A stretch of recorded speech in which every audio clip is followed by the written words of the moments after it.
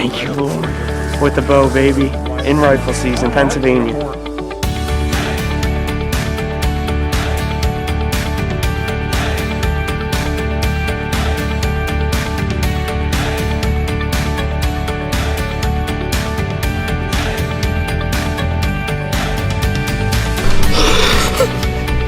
I just got my first eye with the bow.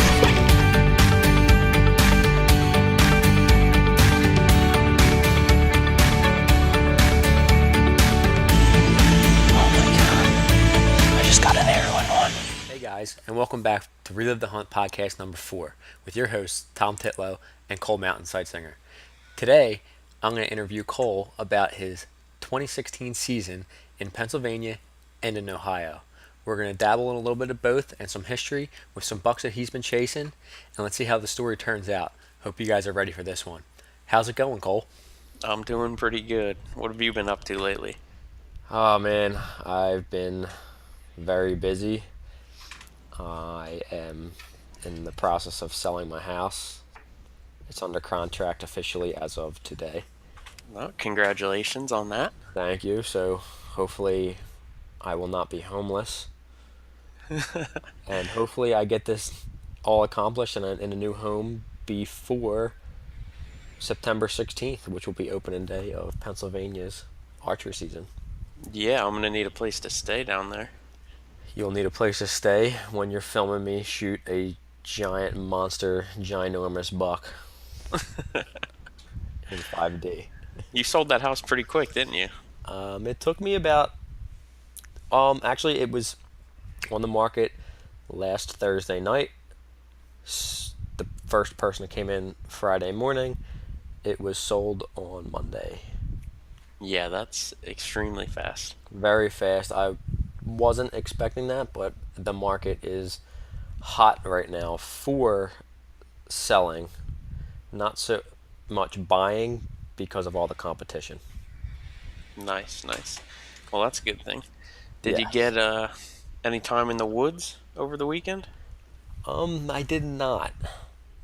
I was down the shore, sitting on the beach, Okay, a little vacation. enjoying the sun in Wildwood.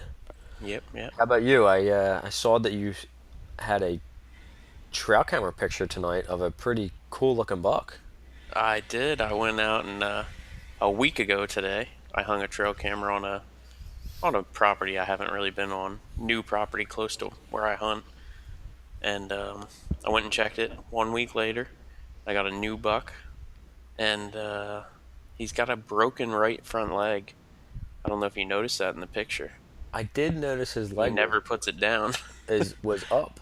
Like Yeah, was he never posing. puts it down, and he's got a pretty unique rack. I'd say he's just about 8 points now, and needless to say, if I take out the recurve, he's on the hit list. I think looking at that picture tonight, he could be a hit lister buck with the compound bow as well because he's just so cool looking and he looks decently heavy. He is cool. He's heavy. His rack goes like straight up, and his brow tines are 4 or 5 inches already. Yeah, they hook in pretty neat. They were really neat. And he kind of looks like a cicada deer. I'm actually I'll post a picture of him up on the Relive the Hunt Facebook page. I want some help naming him. I have a couple things in mind, but I'd like to see what people throw out there for him. Yeah, that would be a neat idea. And I'm gonna follow him pretty good. I hung another trail camera on that property. It's a really cool property. It's just on a side hill and real thick cover. Where I got his picture, I put in a mineral station, and when I did that, there was 2 or 3 deer beds within 30 yards of where I was set up. And I picked that spot because there was 2 trails coming together off of one of the access roads that I have. And I put that mineral site in, and then I saw the beds, and I was like, oh my gosh, I'm way too close to their bedding area. But I actually had pictures of one smaller buck laying in that bed. You could see him in the background. That's pretty cool. I mean, 30 yards away from a bedding area, I mean, that's typically how close I go. Yeah, I mean, I'm not going to be in there a lot, so I'm just kidding. That's exactly where I set my tree stand up 30 yards away.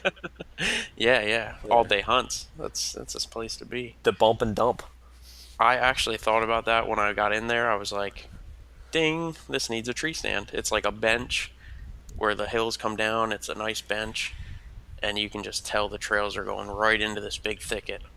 And I put it right on the edge of that, and there was beds right on the edge of that. It sounds like a good prime tree stand location.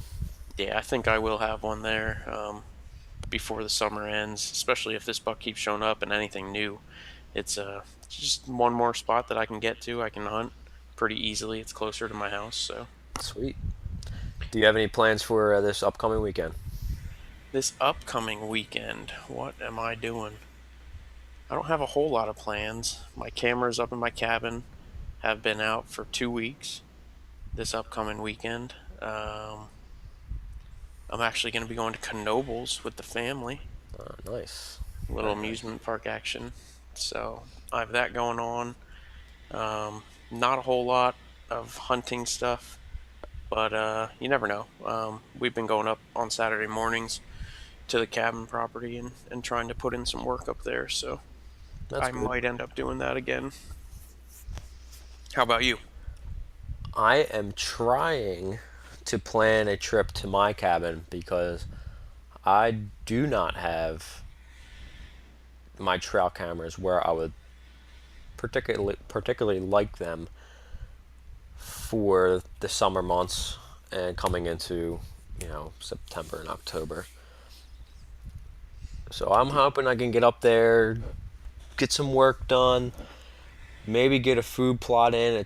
I know it's really late to try to do that, but I have one plot prepped already. Just need to finish it, and it's just so hard for me to get there and find the time to do it. So now's the time to do maybe it. That's for sure. Might wing it this weekend. If you can get out there, now's the time to get those trail cameras where you need them, because in July the deer are really going to be showing what they are. So right, I really want to get my cameras out this weekend, and I won't touch them for maybe a month, so, or more. Another exciting thing that happened to me tonight, when I was going out to get in the truck to go check that trail camera, my cousin Greg was here with me. We were watching 3 buck eat out in the clover plot that I put in last year. Oh, that's great. So we both pulled up the binos and we were standing there watching them. The one's been coming in quite a bit. He'll be an 8-point mainframe with a split brow tine. Hit lister this year? Most likely not. His spread is maybe 13 or 14 inches. At best, he's a 3.5-year-old. He very well could be a 2.5-year-old. So he's probably going to be on the pass list. But again, when it comes to a property like this, if he is the only big buck in the area, you never know. I probably will be passing him, and we'll just see how he turns out here when the summer comes to an end. Yeah, we'll see how your season goes. I know you usually get a decent buck on that property. Seems like every year since I've known you. Yeah, there definitely is usually one that comes through. So between this one and my other properties, hoping I have something a little bit older to chase. And I am going to be taking the traditional gear out this year. I've said it last year. I didn't do it. This year I've been practicing. We'll get into that another time, but I'm going traditional this year. Not full time, but certainly going to give it a shot. That's awesome. I actually have a traditional bow that I just ordered a bunch of arrows for, and I would like to start practicing just for fun, just to mess around and shoot around with it. Yep, that's exactly what I did. If I start getting good, then maybe I'll take that next step, because it seems like something I would definitely like to do one of these times, is harvest a deer with a traditional bow. I think that'd be pretty neat. I mean, that's how my dad did it. That's how all my uncles did it, and everybody did it when they were kids. Yeah, absolutely. So what do you say we jump back into 2016? Yes, let's jump into your season. So I know that you were chasing quite a few bucks that you had some history with in Pennsylvania. How did that work out for you? Yeah, let's start with some history. In the winter leading into 2016, I found a few sheds up at my cabin. Nothing crazy, but solid 2.5-year-old deer, and I knew they'd be 3.5. One of them possibly 4.5. So I found some sheds. I put the trail cameras out. It took me halfway through the summer to find this bachelor group of bucks, and when I did, I had it must have been a dozen buck cruising in here and there. One in particular I called Bar Fight, called him BFG for short. He had black eyes, and I remember that from winter from trail cameras. He had black eyes. I found both his sheds. He would have been, I guess, a 7 point the year before, and he blew up into a 10 point, long G2s and 3s, short brow tines, good G4s, just a solid 10 point. Anyone in Pennsylvania would have been happy with him. I put that deer at 3.5. As you know, that was the main deer that I targeted. You weren't even sure if you actually wanted to shoot this deer.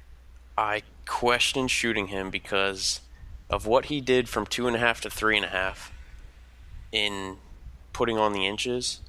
A 3.5-year-old's a good deer in Pennsylvania, but as anyone knows, that 4.5, 5.5-year mark is like what you really want. So yeah, he put on the inches from 2.5 to 3.5, and I questioned shooting him multiple times, to the point where I was hunting this deer, but I just didn't know the feeling I was going to get if I saw him. I thought you were absolutely crazy for even questioning that. And I'm glad that your son, if I remember correctly, had a nice long talk with you and talked you into shooting this deer. Absolutely. Yeah. I would have shot him for Leighton because that would have been cool Yes. to bring him home and share that moment with my son and my family. So No, I don't think when it came down to it, I would have passed that deer without giving too much away. I hunted him hard early. One hunt in particular, I was set up on a ridge. I had a trail camera over a scrape, over, I don't know if it was clover or what was actually in that flat. My grandfather planted it. And lots of acorns, big oak ridge. I snuck into that tree stand, pulled the card in the trail camera, got up in the tree stand, was looking at pictures at 2 o'clock in the morning before I got there. I got there sometime around 5:15. 2 o'clock in the morning he was there. 5:15 I got there, climb in the tree. I hear a deer walking, crossing the path that I crossed. 2 deer I could hear, and then I hear him making a scrape 10 yards from my tree. And I could hear him actually urinate in the scrape. I could hear him peeing in the scrape. And I remember telling you, I think that morning, I was like, there's a buck working the scrape underneath me in the pitch dark. yes, I remember getting that text and it was like, are you kidding me right now? That's so It was cool. the craziest thing. And at one time I could silhouette a body of the deer, and then the hunt went on. I think I saw maybe one deer that morning. I got down, I pulled the card, and sure enough, BFG, the Big Ten, was there That's while I was insane. sitting in the tree at 15 yards. So close, but so far away. And that was in October. I think that was mid-October. I was hunting this deer early because I knew that ridge was in between his bedding areas. And I thought if I could get him then before the rut came and before he started venturing off, that would be a good shot opportunity. I had some pictures of him in daylight. Never caught up with him. I passed a lot of buck, a lot of good 2.5-year-old 8s. I passed a buck I call Blades, which you can check out the story to him. We've shared that in the Relive the Hunt Facebook page. So I passed a lot of good buck. You recently just found Blades' sheds this past season, is that correct? I found one of his sheds. I Okay. never was able to match him up Yep. So he made it through this season. Another buck I called Traveler. I passed him on video in that same tree stand. I passed a buck I called Baby Sock. That's a good story. Wow. You have a lot of history on this property. This is pretty cool. Yeah. That's one of the things I live for when it comes to hunting is trying to know every deer within so many square miles of where I hunt, and study them and give them names and figure out who they are from year to year. And the 3 buck that I was after in Pennsylvania, Mario, who I just released a story on. You can read about him. I never caught up with him. He showed up after the season.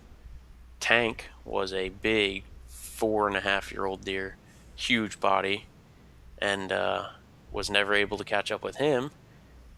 All 3 of those deer disappeared after the season. And no one on our property shot them. No neighbors shot them that I know of. They just have vanished, and they weren't around last winter. So Man. I do have history, but the history usually ends like that. So it's tough. Well, hopefully they come back this year for you. That's what I'm praying for. Me too. It would be Those deer were pretty impressive. I remember seeing those trail camera pictures. yeah, for one of them to show up, that would be, that would make my season, because that's who I'd be after. If it comes down to that. So Pennsylvania, I'm just gonna say, as far as buck goes, that was the extent of my season. I hunted pretty hard. I had a lot of good encounters with the buck, but not the right buck. And a lot of good videos, a lot of good trail pictures. We took 2 buck off the property last year, none of which I was really following or hunting. And Pennsylvania ended that way for me. Wow. So I know you travel out to Ohio every year during the rut, you and your brother. Yes, I leave the first week in November, which is probably the time I should be hunting in Pennsylvania. But yeah, definitely. But I leave and I go west. 2 out of the last 3 years, I headed to Ohio with my brother. He doesn't get a lot of time to hunt, so it's a quick hunt. I get out there on a Sunday. We plan to hunt Monday, Tuesday, Wednesday. My brother leaves Wednesday night. I continue hunting Thursday, Friday if I can. And so let's start with Sunday. Yeah, tell us how your Ohio rutcation went with your brother. Yeah, it's fun. I'm excited just to get out there and hunt with my brother, for one. And this year we were going out a little bit later. We were actually getting into the second week in November. And if you remember this year, it was really warm the first week in November. Yes. So I drove out on Sunday. My brother was planning on getting in Sunday night, Monday morning, which is how we did this trip 2 years ago. I'd make the 7-hour drive. I get to the property that I am going to, and I pull in the driveway. But we were staying at a hotel. I pull in the driveway. I turn around. I'm parked at the end of the driveway, and I'm starting the story here because this buck crosses the road at 2 o'clock in the afternoon as I'm sitting in the driveway.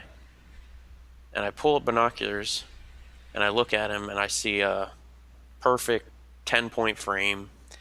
I say to myself, like, man, that's a probably 4.5-year-old buck, 140-inch 10-pointer. And he's heading right into the woodlot. The woodlot that we hunt, we have 2 stands hung in there. My brother went out in July and hung them. And he's headed right for one of the stands at 2 o'clock in the afternoon on a Sunday. So how does this make you feel at this point? Oh, I'm reaching for my video camera. I'm reaching for my phone to call my brother. I'm just amped up. You can hunt out there on Sundays as well.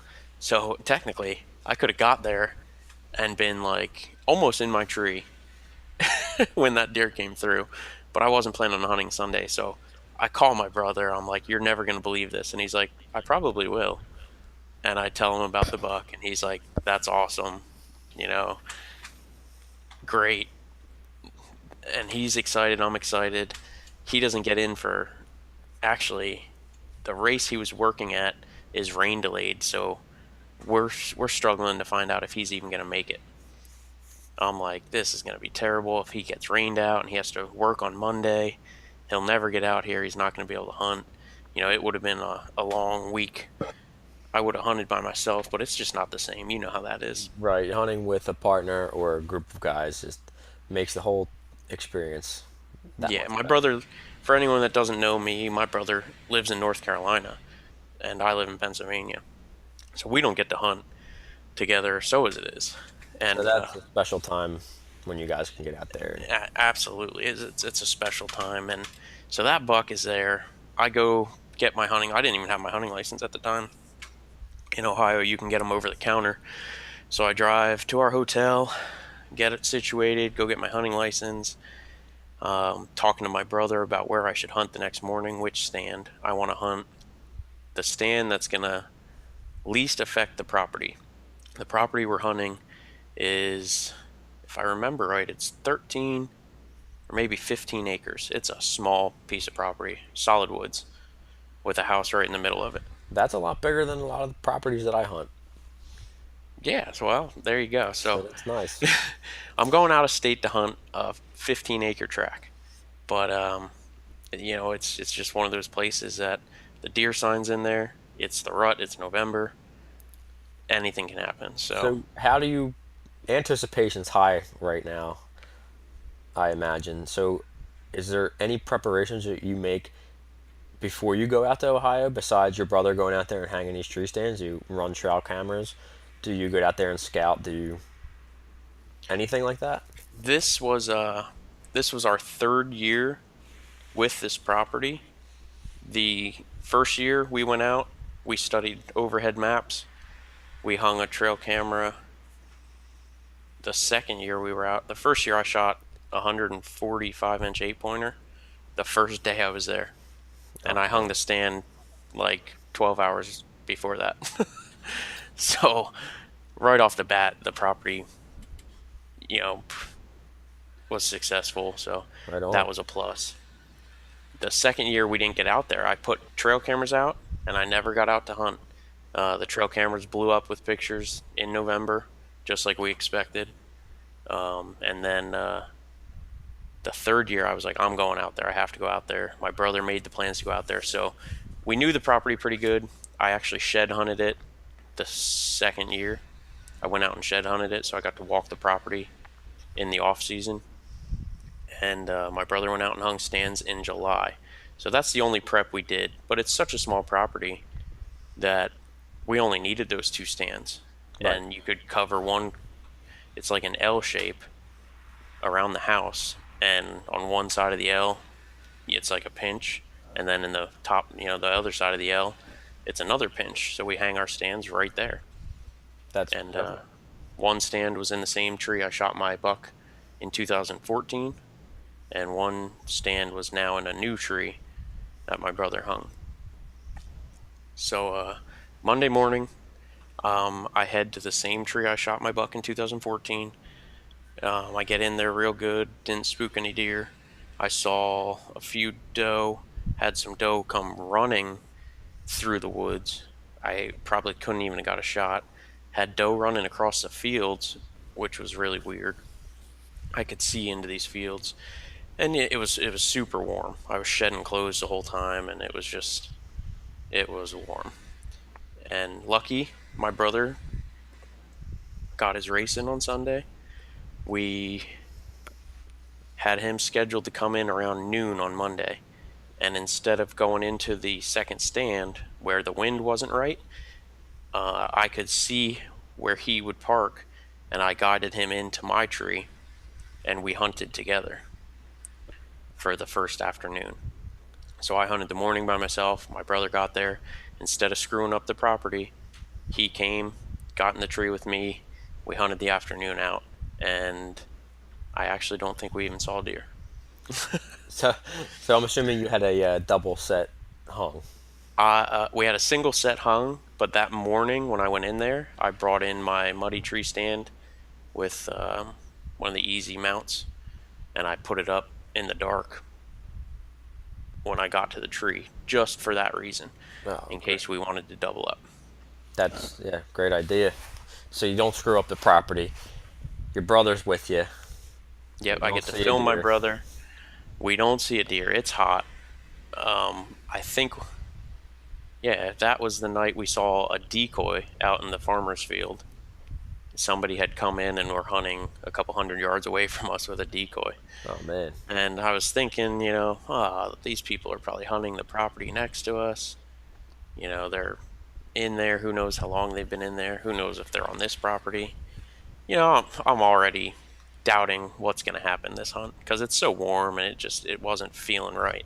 Yeah, your good days and your bad days. You just, as far as, I know when I get those feelings, you're like, this is going to be a great day. It usually turns out to be a great day.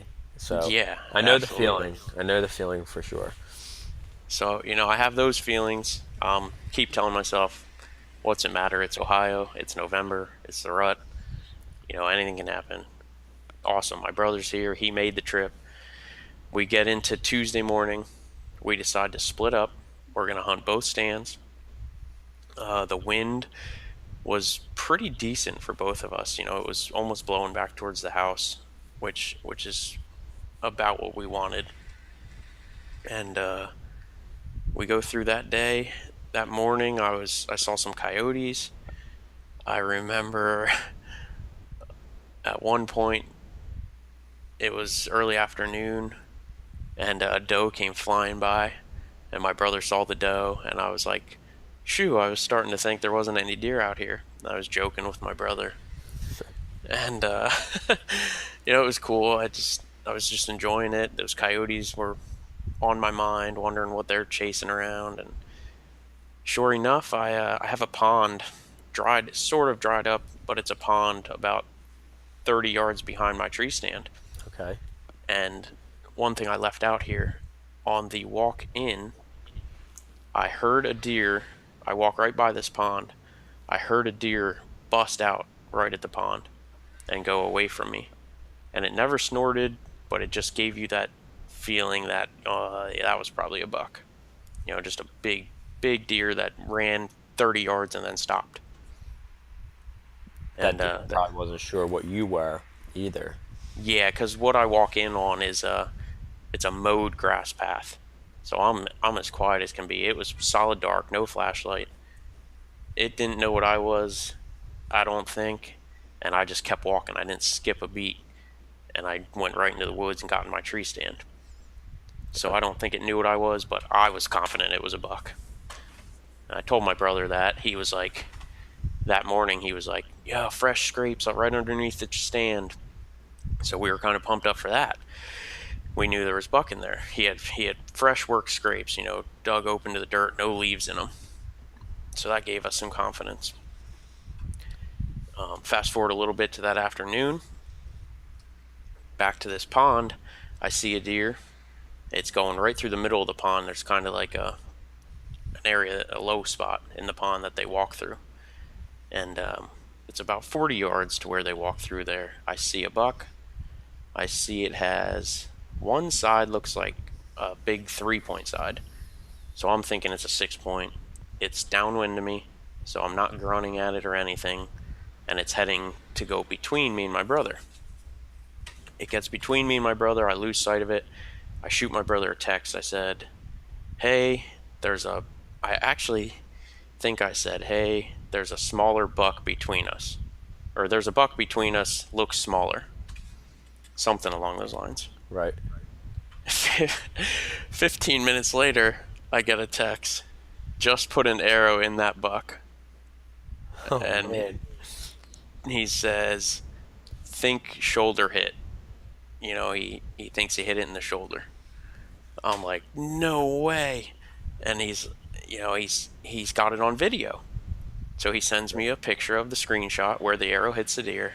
I was like, oh man. I was like, that does look like shoulder, and that buck looks a lot better than I thought when he passed through by me. Another thing here, people don't know this. My brother moved to North Carolina, I believe it was in 2000. And The year he moved to North Carolina was the last year he shot a buck. Wow. So that was 16 years. Wow. And he's as hardcore of a hunter as anyone I know. He just doesn't get the time. And he has not, he's not filled a buck tag since he moved down there. Now, does your brother practice QDM like you do? Yeah, he's not out there to shoot a 1.5-year-old buck. He probably would shoot a solid 2.5-year-old, but like I said, if he can hunt a handful of times a year, that's a lot. Right. So he had a few opportunities over those 16 years, but when I went to Ohio, I was like, I'll film you every hunt. I don't care. I want to see you shoot one. So the fact that he got an arrow in this buck, there was an hour and a half probably of light left, and I'm looking at the footage, the screenshots that he sent me. I said, we got to go after that deer. There was rain coming in. I said, I don't care about my hunt. I'm done until we find that deer. I said, we got to beat this rain. If you hit him in the shoulder, he's either going to live or you got through into the lung and he's dead. Right. So I'm like, our options are go find him because it's going to rain. And if he's going to live, he's going to live, regardless if we go find him now or not. Yeah, so at this point, it doesn't matter if you push the deer. Yeah, we know it's not like a gut shot where we're Right. going to push this deer and he's going to die 10 hours from now. This is a 50-50 situation for you. It looks like good penetration. We both get back to the truck. He did see blood right where he shot him, if I remember right, when he walked out. We look at the video real close. I'm like, man, that got good penetration in the video. It looks like it buries deep, and then when the deer mule kicks and runs, and I'm thinking, all right, this deer's gonna be dead. We make up a game plan. He goes in after the buck. I go kind of loop down the direction the buck was going, where I can watch this road frontage, and in case the buck crosses over, or for whatever reason, say the buck was still alive and he crosses over, I can see what kind of condition he's in if he does that. Right. My brother gets to the spot, starts blood trailing him. I think he called me and told me, man, this blood really looks good 10 feet in. It's just opened up, blood everywhere. And I'm thinking, all right, cool. He's gonna find this buck. And no more than a couple minutes later, I look up and this buck is crossing the road. And he crosses the road, a car comes, and he runs up the road away from me. And all in the time that happened, I called my brother quick, and I'm like, you got to get down here. He just crossed the road. I said he looked really bad. Like, he actually laid down next to the road. Wow. And I said, you got to get down here. He's crossed the road. He's going up the road. I think he's going to just lay down up there. He's going to die, or we're going to go put another arrow in him. Being in Ohio, not knowing the property lines, I pull up some maps. I go knock on a door. It's not their property. I go find the owner of the property. This lady gives me permission. No problem. Go find that deer. She didn't care either way. Get permission. I drop my brother off at the top of, it's a finger of woods along a road, real narrow, maybe 15, not even 10, 15 yards wide. I'm like, that deer just hopped up on that bank and he's laying in there. And I'm either going to push him or find him dead, and you're going to be on the other side. You can put another arrow in him. It's just wide open fields. I start walking up. His part of his arrow was laying there. I picked it up, and I'm following the blood, and it crosses back over the road, away from where my brother was sitting. And I'm like, oh man, what is going on here? Well, it crosses back over the road, which is a good thing, because that's going on to the property that we hunt. And it cuts the corner of the woods, goes into the neighbor's yard on that side, who I had already talked to early on Sunday when I got there. I talked to this lady and told her we were going to be hunting there, and asked if I could actually sit in her driveway to watch deer coming out in the field. So I knock on her door, said, hey, we got a deer. It cut across the back here. Can we go look for it? It's getting dark. It's starting to rain. I can only imagine what my brother was feeling at this time. I was feeling it, and I wasn't the guy behind the bow. But at that point, all you want to do is find that deer. Right. And it's hard to explain, but we're walking across the back of this. It's like a higher grass area on the edge of farm fields, and to me, it's like, oh my God, everything's wide open. And we're losing blood. Like, where did this deer go? All of a sudden, my brother got out in front of me about 20 yards. There's some high cattails where it's a low, wetland area. There's some high cattails there. He sees the deer laying there. He throws his arms up in the air, and before we started celebrating, I was getting nervous. A buddy of mine shot a deer that same day in Pennsylvania. George, you remember that? Oh, yes. And he pushed that deer a couple times, and they thought it was dead. That was a crazy story. So I tell my brother, I'm like, get ready. He had his bow. I said, get ready, because if he's hurting, he might still be alive. He might get a burst of energy and leave. Well, needless to say, we snuck up on him, and he was out cold. He was done. And that was about... That's great. And it was maybe an hour and a half after the shot, but he was dead right there in the bed in the cattails, and we celebrated, and oh my God, it was just the best feeling. The buck was super unique, which I think is what my brother saw. When my brother saw him come in, he turned his video camera on, and he looked at the one side, and he's like, I only have 2 days to hunt. Like, if I don't shoot this deer, what am I doing here? Right. So he shot it. He was pumped. He was happy. I was happy. He called his wife. She was happy. His kids couldn't wait. It was just... He just ended a 16-year drought. Yeah.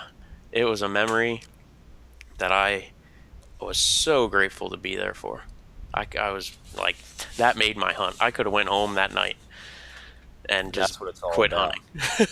Yeah, that's what I didn't need to hunt Ohio after that. We celebrated after that. We took pictures. We did everything. We had some beers. It was just a good time. I didn't care. It was November 7th. I guess November 8th. It was Tuesday, November 8th.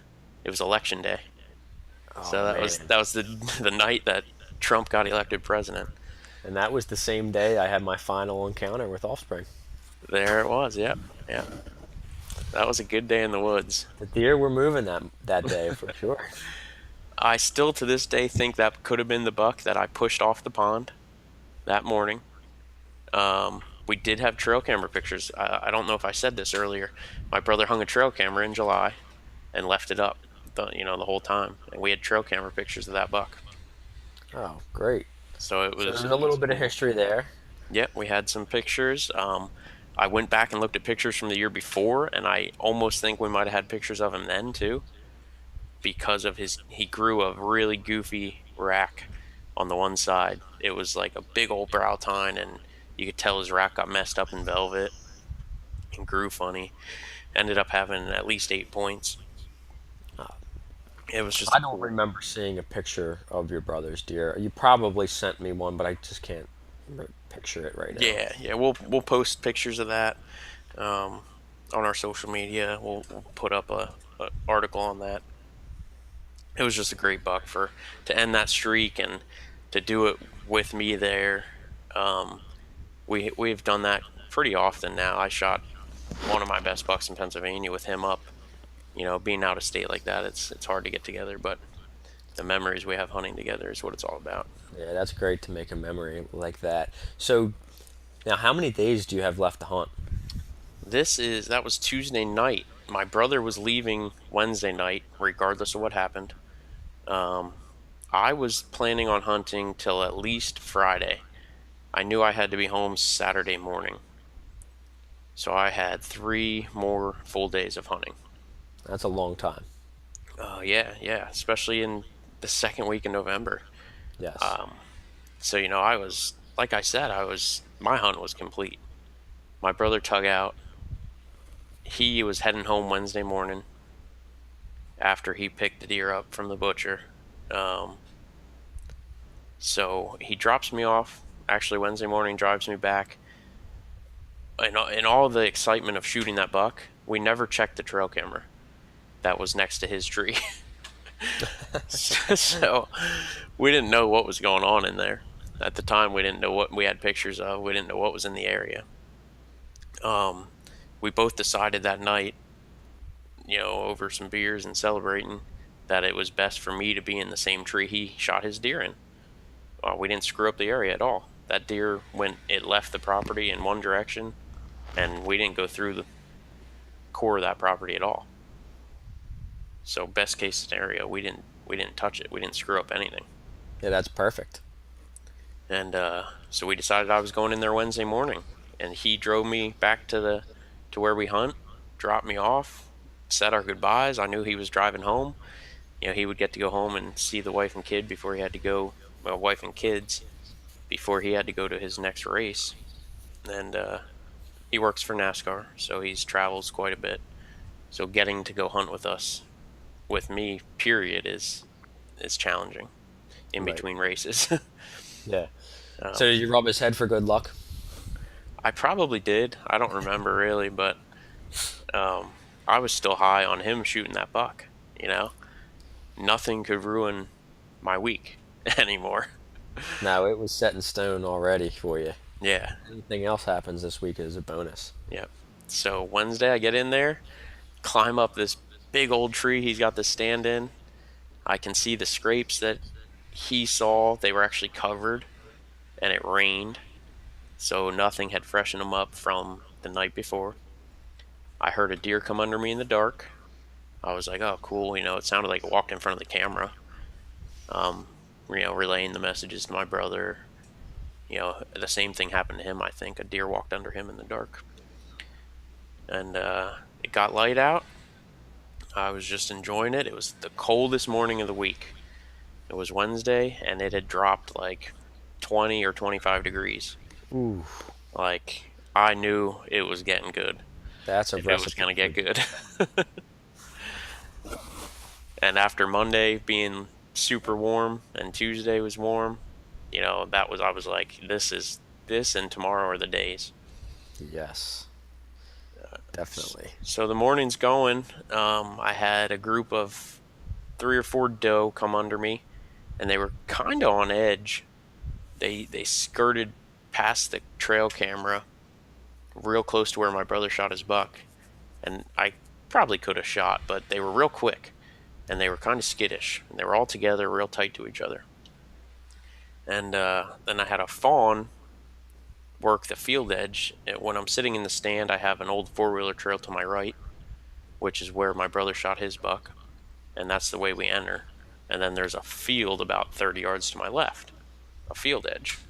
So I'm in a nice pinch, between the yards and where I am. It's probably about 70 yards wide. And a fawn is behind me in the field, and she's acting goofy. That's the way my wind's blowing. There's a creek down there. And eventually she works her way past me and stays out in the field and disappears. I think it was coming up on noon, and I was eating some lunch, and then noon passes, the afternoon's coming. You're sitting all day at this point? Yeah, I got a lunch packed. I'm sitting all day. There's no point in me not hunting all day at this point, because this is the only place I have to hunt.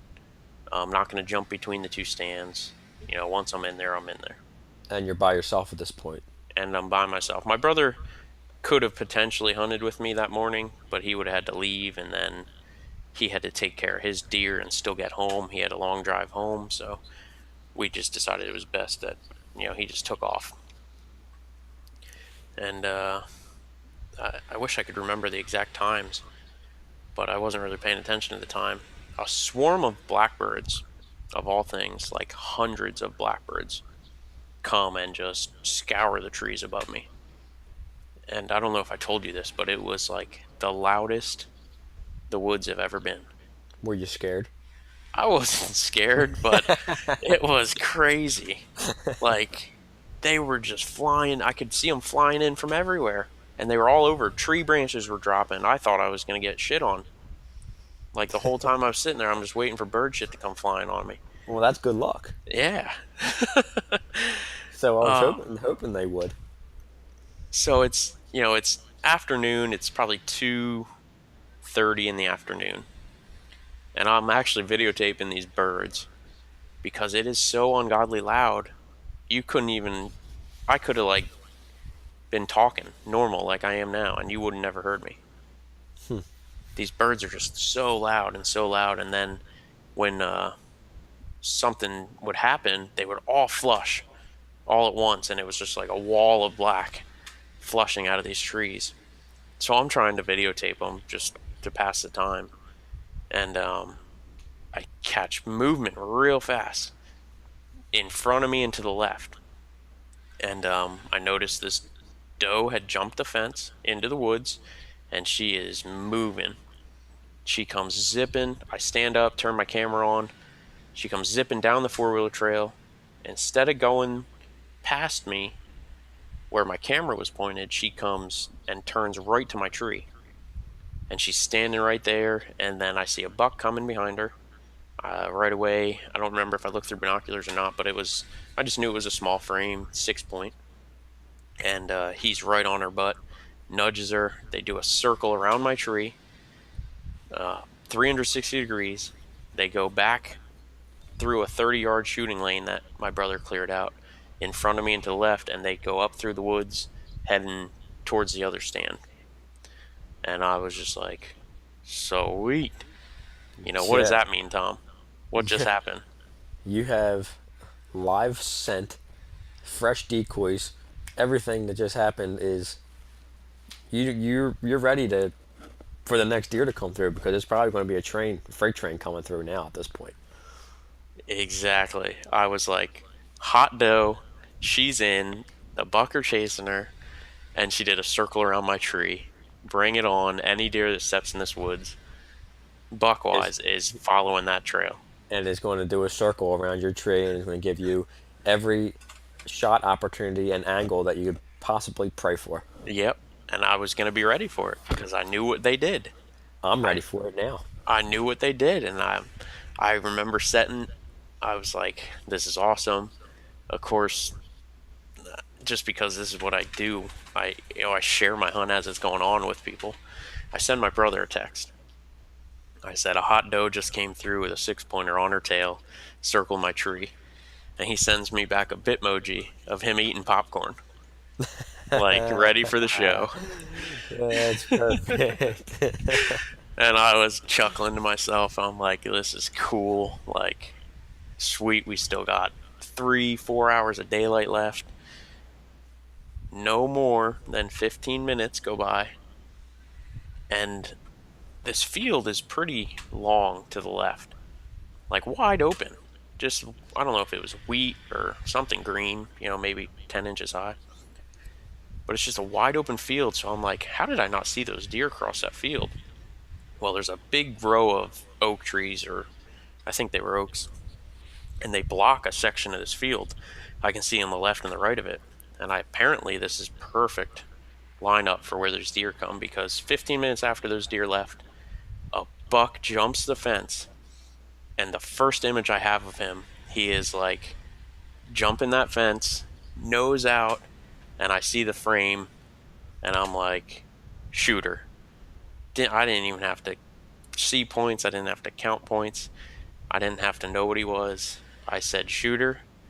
I grab my bow, all in one motion. I stand up. I turn the video camera on. I point the video camera up this four-wheeler trail. Like right in front of me, there's a big open spot that I could stop this deer before he turns and comes under my tree. And he jumps the fence, is moving. He goes right through the 30-yard lane. This all happens probably in less than 10 seconds. I'm standing up. I'm at full draw before he even turns to come towards me. And I'm just following him in full draw. He's quartering to me. Right before he gets to the opening, it's probably a 12-yard shot, 10-yard shot. Oh, I man. grunt with my mouth, "Mrah, mrah," and he zips right through the opening. I'm like, oh! And he stops right after the opening. And his body is behind a bush, low shrub. Everything in this woods is like 10-foot tall bushes. I don't even know what they are, but it's everywhere, so it's hard to see far. Well, he stops right behind this. His head, half of his rack is behind a huge oak tree. And if he would have kept going, he would have got right to where my brother shot his buck. But I thought he was going to cut in and follow that doe's trail. So now at this point, I'm thinking, he's not going to be on camera if he keeps going forward unless I move the camera. I was like, you know what? I was like, there's the front of his leg. He's standing perfectly broadside. There's the top of his back. There's the bottom of his belly. This all happened, lightning quick. I don't know so many thoughts can go through your head, but I think top of his back, bottom of his belly, there's his front leg. I actually look through my peep sight. I look away with my eyes. I'm like, yep, that's exactly what I'm looking at.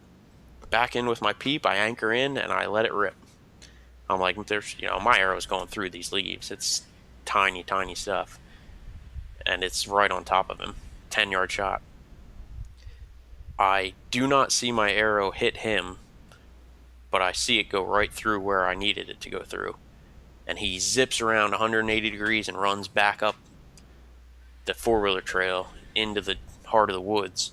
And as he's running away, I can see blood pumping out the exit, which looked to me like it was right behind his shoulder on exit. Yeah. And I was like, did that just happen?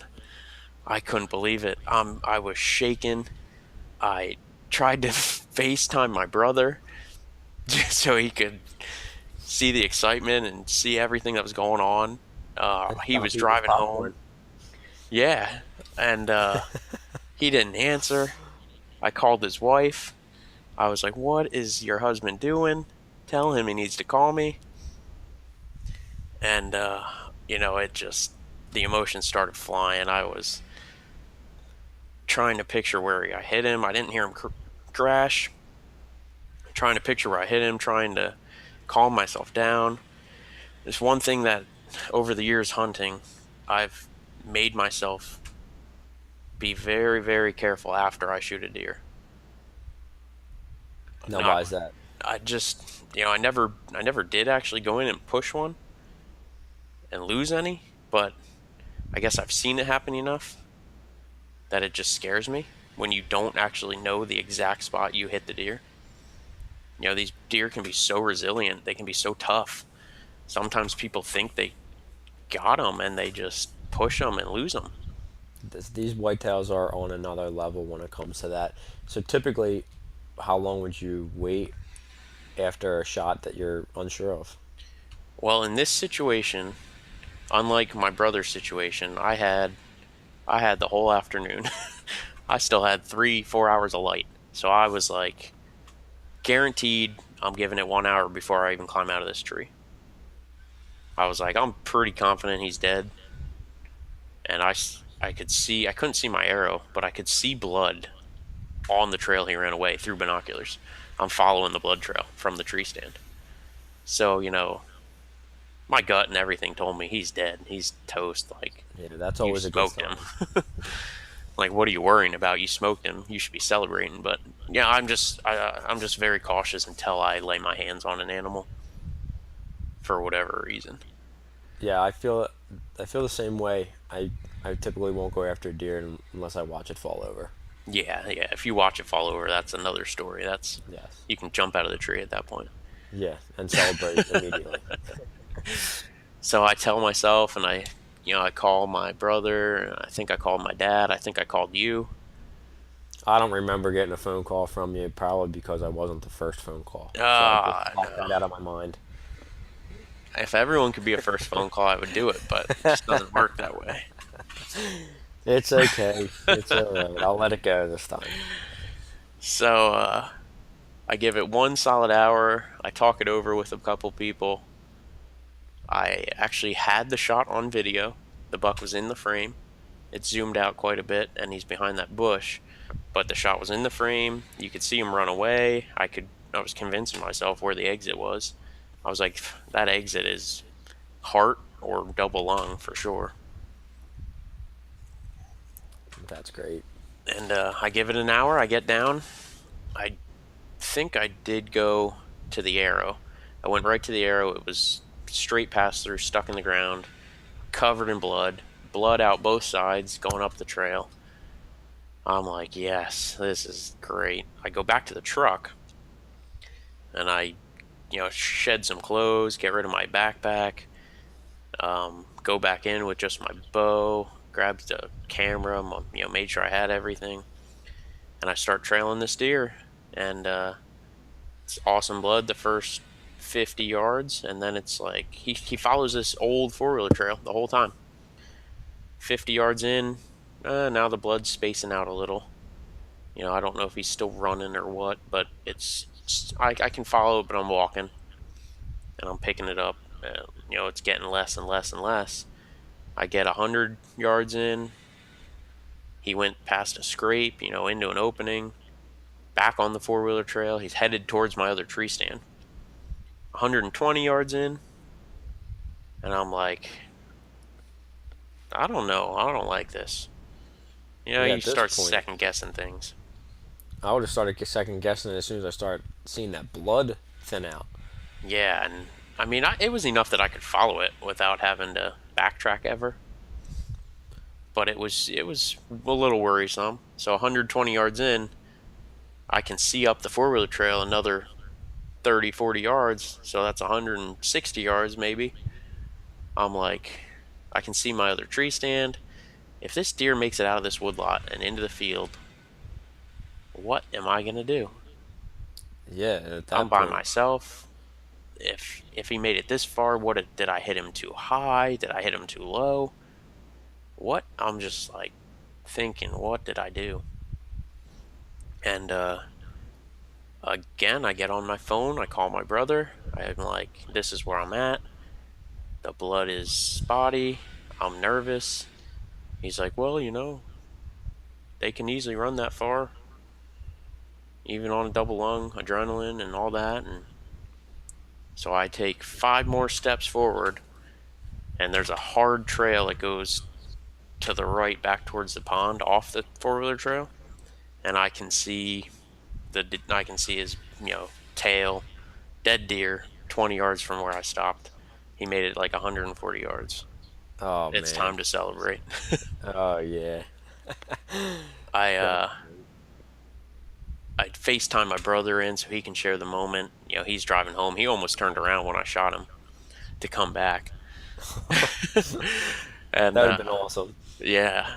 And I didn't, at this point, and the whole time after I shot him, I didn't know what he was.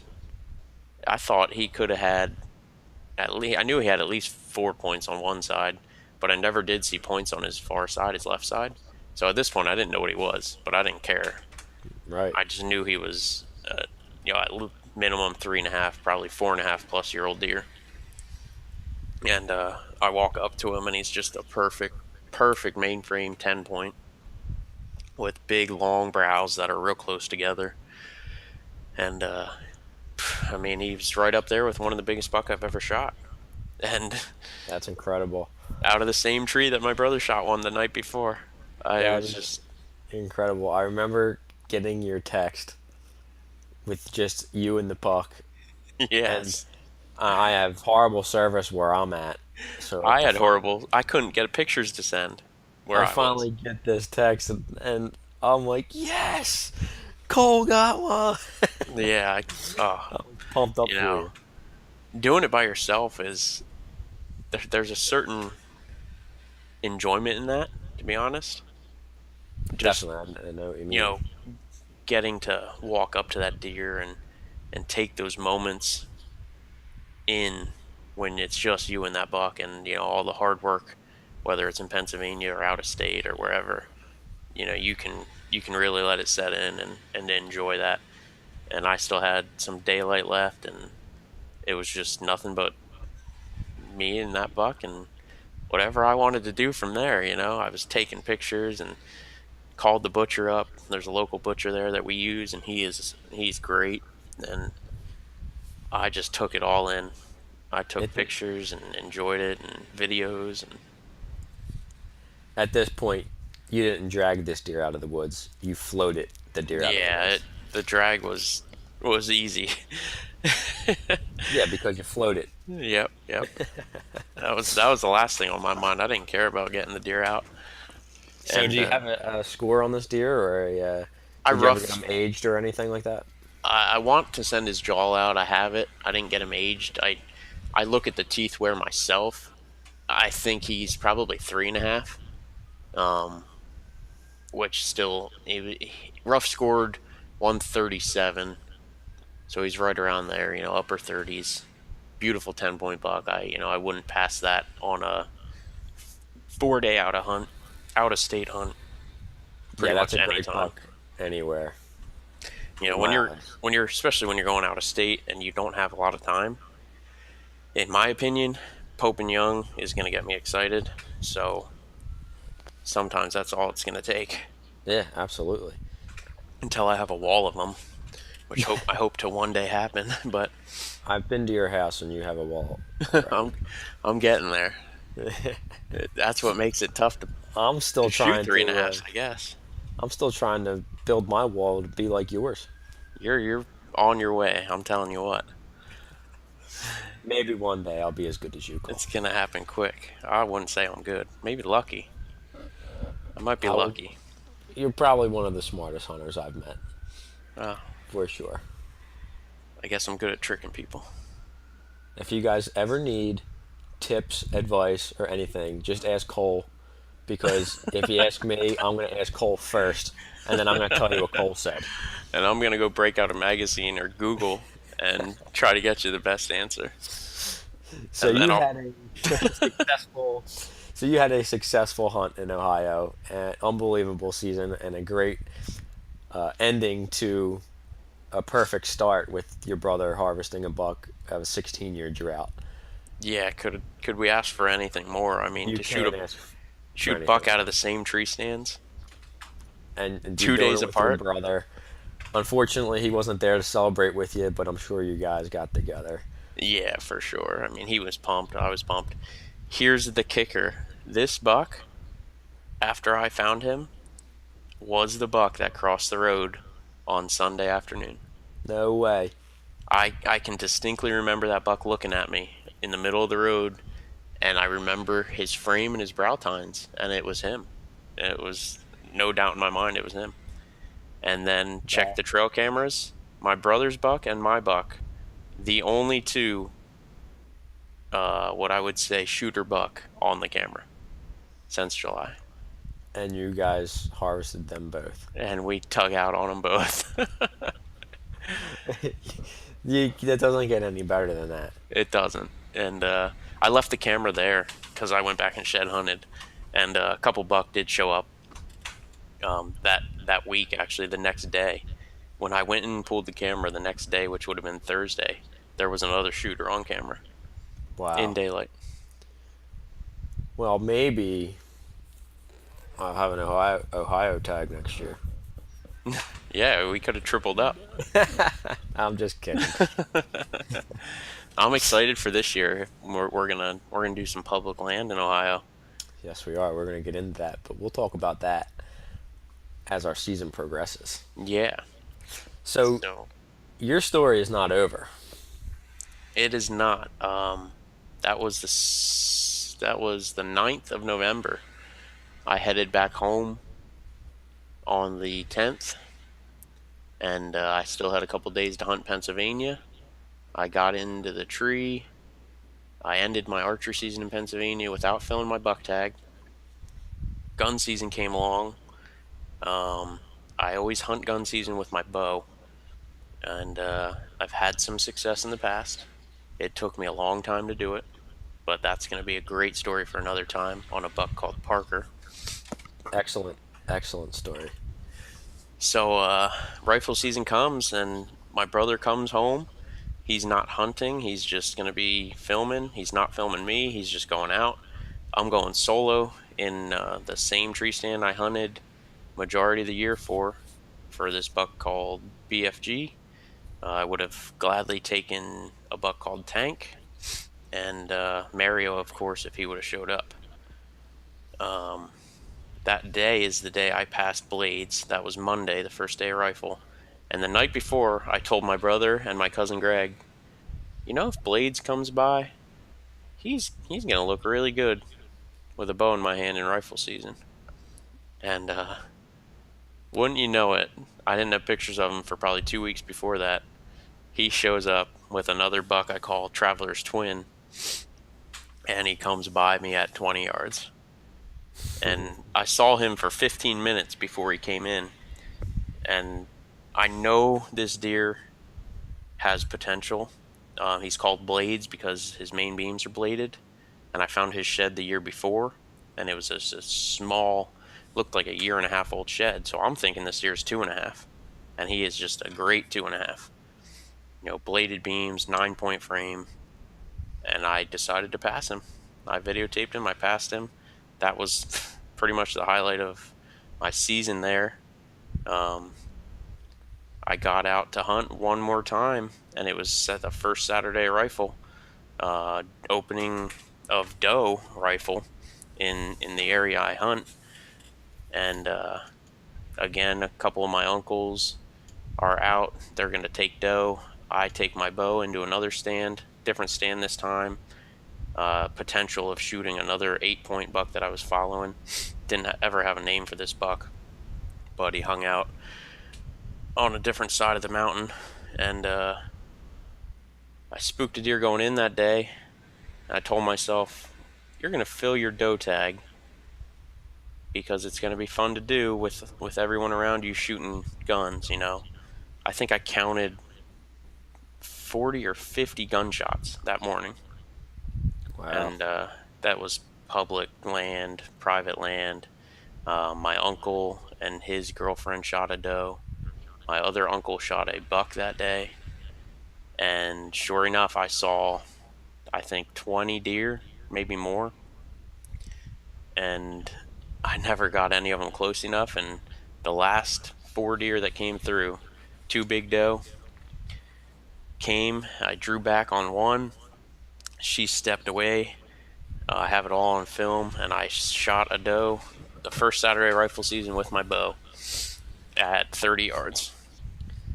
That's an accomplishment in itself, because a lot of people wouldn't take out a bow and arrow in rifle season, including myself. I can't seem to get over the fact of, wow, I might as well just use a rifle, Yeah, what do you do when they're 70, 80, 100, 200 yards out? Right. Yeah, exactly. It's something I just like to challenge myself. It's not that I wouldn't be happy shooting them with a gun. It takes a lot of discipline and patience, I'm sure, and definitely a good trait to have. Yeah, there was, in all the years I've been doing it, I had filled my buck tag, but I was filming my brother. One year, we had 2 big 140-plus inch 10-pointers come by in rifle season, and we had our bow. He had his bow. So, none of us regretted that. I think it actually kind of made him happy that he took a bow. He kind of was just like, with a gun it would have been done, but the excitement with the bow was there. It was just, whatever, it is what it is. Some people might have been mad. We weren't. We were happy for the encounter. That's a good way to look at it. And my uncle ended up shooting that buck the next day. Oh, man. So it was kind of cool. You knew he scored 140 inches, I bet. Yeah, we scored him up. Oh, Yep. man. So, I shot a doe the first day of doe rifle season with a bow, and it was one of my better things that happened that year. It was only the second deer I shot in rifle season with a bow. So does that wrap up your Pennsylvania season, or were you able to get out anymore? I did not do any late season hunting. I ran the trail cameras and none of those buck that I was after, those 3 hit listers, none of them showed up on camera. We had an easy winter. They disappeared. So I didn't do any late season hunting. I kind of get to a point where when rifle season comes and goes, I'm more excited to see those deer the next year than I am to try to hunt them in late season. Until a real special buck comes along that I never give up and I hunt him through late season. But for the most part, I'm like, all these deer are going to be great deer next year, and I'm going to have that much more history with them. Yeah. And shooting a buck in Ohio helped. So, Yeah, that takes a lot of pressure off. Having a Yeah. buck under your belt takes pressure off, and it makes it easier to be able to pass up a few deer that you may have shot second guessing or thinking about it twice. Yep. So If I wasn't Mario able to would get have it came done. by in second season, you would have shot him, correct? Mario, absolutely. That deer, man, that is a deer to dream about. He was your legend. He was my legend that season, and that son of a bee only shows up when the season is closed. He's smart. He knows. Yep. He But knows you're I have after him. 3 sheds to that deer. You can read about that story. We'll leave a link in the comments of the video. And yeah, that deer, if he shows up this year, I hope it's in season. And he's going to be huge. He's going to be huge. Yeah, 6.5-year-old deer, right? he'll be 6.5. That's Wow. crazy. That is crazy. So that wraps up your season. You had a very successful season. 10 point in Ohio and a doe in the first Saturday of rifle season. I think any hunter listening to this podcast would be extremely happy with either one of the two. Yeah, absolutely. And the number of deer I passed in Pennsylvania, I feel like it increases every year. Whether I'm spending more time in the woods or what, it's just that's a success to me. Absolutely. When I can and build you have history some with in your them. freezer. Yep, freezer's full.